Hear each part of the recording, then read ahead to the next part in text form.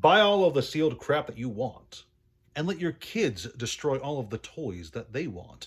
Hey there, kiddos, and welcome back to the channel. I'm Uncle Frank, and you, yes, you, are having a great day. And in today's video, I'd like to sit back in my exceptionally comfortable chair, relax, and try to explain what the hell I'm talking about there at the beginning of the video. You see, today's video was inspired by a trip I had over to a friend's house. I had visited a buddy earlier this week, one who I have not seen in quite a while.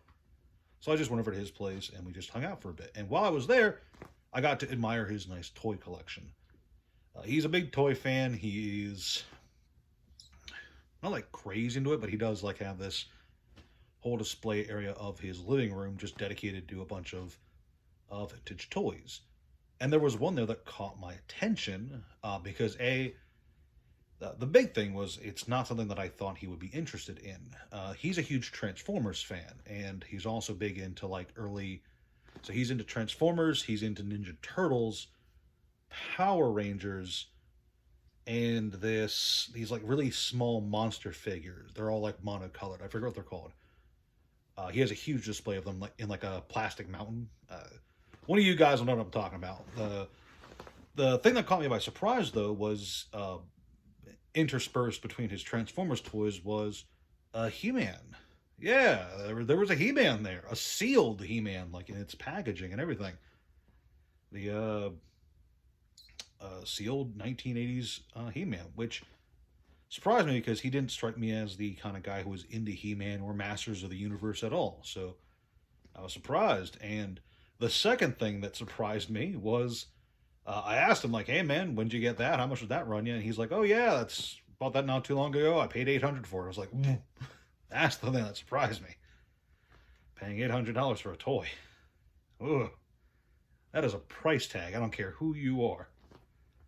So, yeah, he had a brand new He-Man toy in his collection that cost a pretty penny. And the reason that gave me something to think about is because in the world of collectibles, especially in the modern day, there is a particular opinion that you'll see often online. And I think I've covered this opinion on the channel before, but I've been given more reason to think about it recently because of this just small interaction with a buddy of mine. And that is, there are people online who genuinely believe that buying up hordes and hordes of boxes, cases, whatever have you, of the new cool products, the super popular stuff that everyone's buying, well, it's all going to be worthless in a few years when people all rush to sell it. They all rush to sell it at the same time. And I know I've covered this topic before, but there's an even newer angle, I think, to talk about it from. And that's the idea that, I mean, it's popular for a reason. And how much of it is sold or how much of it is purchased doesn't really have an impact on its later price potential. You see, He-Man, for those of you who aren't aware, was a massively successful toy line in the 80s. I think I want to say the first wave was 1982, and then it continued in some form or another until 1987 was the end of the first series, maybe. Like the first few waves that were like really popular. I'm not a historian for toys or anything. It's just I'm pretty sure that that's what it stuck around for because it was there for like the early NES days. But anyway, you know, that first wave of He-Man, those were very popular. People bought the crap out of those toys, and there were plenty of reissues for He-Man. There was a bunch of variants and all that jazz. So everyone probably had a He-Man. Everyone who was interested in He-Man had a He-Man. And yet, despite that, here we are 40-ish years later, and it's a pretty penny for the toy. Sealed, obviously, but that's the crux of the conversation here is there's people online who believe that sealed Pokemon product or sealed Yu-Gi-Oh! Or Magic product won't have a whole lot of value in a few short decades because there's so many people who bought it that there's no way that it could be worth anything because so many people bought it that it's just going to flood the market when they all go to sell. But here's the thing. Yes, He-Man was a monumentally successful, monumentally popular toy line. millions of sales, crazy stuff in terms of raw dollar amounts. It was a crazy successful toy line. But not every He-Man toy that sold was kept sealed. Hence the value of the product sealed. Not every Chilling Rain box that sells for the next 10 years is going to remain sealed. People who buy it are going to open it, hoping to get the Chilling Rain big hit card, which I couldn't possibly name a card from Chilling Rain if I'm being honest. But yeah, like, people are going to open this stuff. People open their vintage toys all the time. There are people who buy vintage toys with the express interest in ripping them open. That is a thing that happens. Good on them. There's people who buy vintage Pokemon products for the express purpose of ripping them open. There's people who buy vintage video games, sealed video games, just for the express purpose of saying, "Hey, I want to play this. Get it out of that grated thing, clamshell, slab. It's a slab, grated slab." I'm very tired. In case you guys can't tell, it's like 4 in the morning here. I've been up all night because I was swamped with orders for TCG Player. So here I am at 4 o'clock in the morning, exhausted, and also talking about He-Man toys.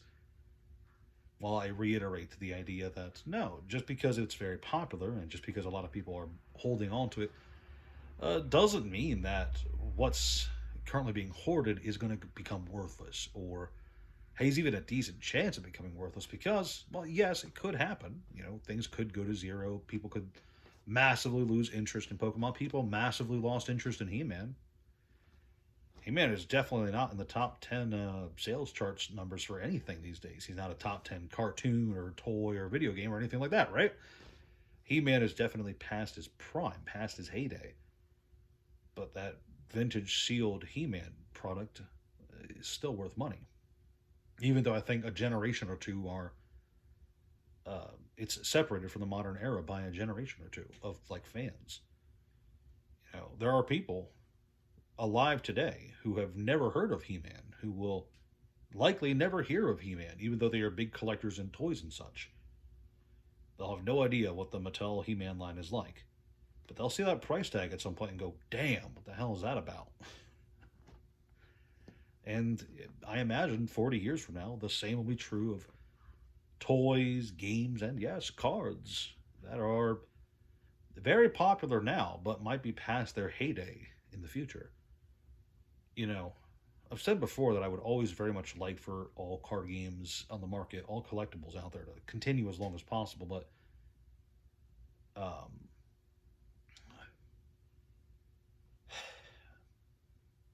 the thing is, nothing great lasts forever. I mean, uh, Disney, once upon a time, was at the top of the world. Everyone was a huge fan of Disney. Everyone loved Disney. Star Wars, once upon a time, was at the top of the world. Everyone loved Star Wars.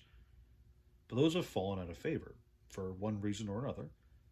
They are no longer the media juggernauts they used to be. And I think, you know, in time, the same could be true of Pokemon or Magic or Yu-Gi-Oh! Not that I want it to happen. I'm just saying that the possibility is there. Just before you jump down my throat about it, okay? But with that being said, even if they do fade from the spotlight, even if Pokemon's fan base dwindles, that doesn't mean that, even if the fan base dwindles, that doesn't mean the stuff that's out there, the popular stuff, the stuff that people genuinely like, that doesn't mean it's going to zero. That doesn't mean it's becoming worthless. What's kept sealed is still going to have value because it was kept sealed. Which ironically lends value to the very act of opening this stuff. You know, when someone says, "Oh man, don't open that; it's going to be worth so much money." No, no, no. Let the kid rip open that toy or that box of cards, because the act of opening that box of cards makes all the other boxes of cards more valuable as a result. Very lot of cards you can buy.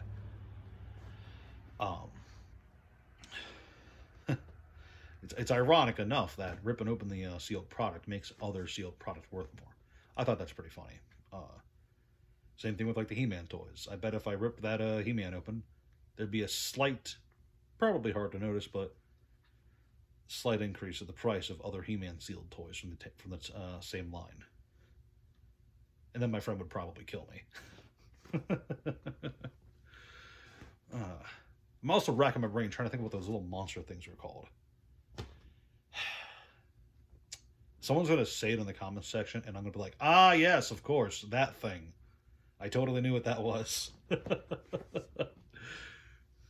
But yeah, you know, popularity in the moment. Yes, there are definitely things that are universal in terms of uh, their spread. I mean, look at the what were they? Look at Beanie Babies. Everyone had Beanie Babies in the '90s, right? There was millions of them all over the place.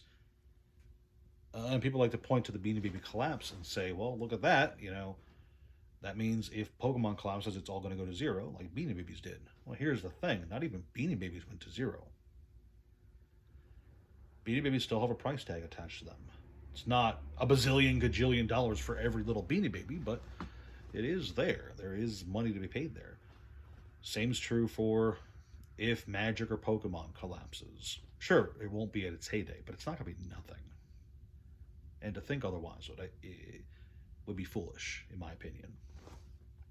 But really, all I wanted to do in this video is talk about a buddy of mine recently picking up an $800 toy and me kind of losing my shit about that. I'm not dissing him for that because I am the kind of person who secretly hopes that one day I will have the money to drop $800 on a copy of Shantae for the Game Boy Color. I like that game a lot. I used to own it. I wish I still owned it.